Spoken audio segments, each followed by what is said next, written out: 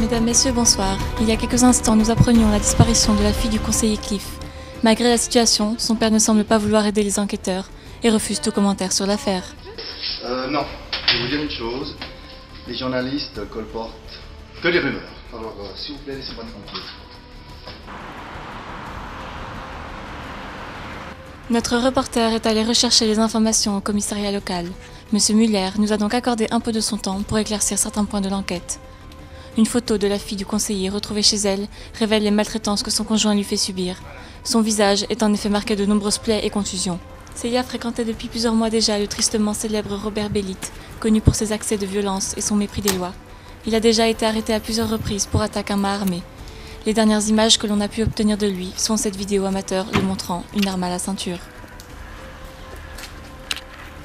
Au café Paolo, beaucoup se plaignent de la venue dans le quartier de Robert et de ses acolytes, peu recommandables.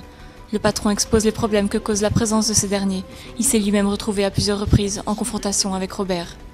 Ils sont pas partis, ils ont continué, c'est des menaces, c'est des menaces, c'est des menaces. De la vaisselle cassée dans l'appartement de Célia laisse imaginer les violences qui ont pu s'y produire. Dans l'immeuble où vit Célia, la peur et l'insécurité font désormais partie du quotidien. Les personnes âgées, effrayées, n'osent parfois plus sortir de chez elles. Au dire des voisins, les disputes deviennent interminables. Oui, au milieu de la nuit, par là autour, mais disons que ça a bien duré longtemps, voilà. Un couteau portant les traces de sang de Célia Cliff, ainsi que les empreintes de Robert Belite, a été retrouvé chez elle. Bien que rien ne soit encore officiellement confirmé, il pourrait s'agir d'un homicide volontaire. Un SMS retrouvé sur le portable de Célia confirme qu'elle devait s'attendre à un conflit plus grave que d'habitude. « Prépare-toi à disparaître », c'est en ces mots que Robert Belite l'a menacée.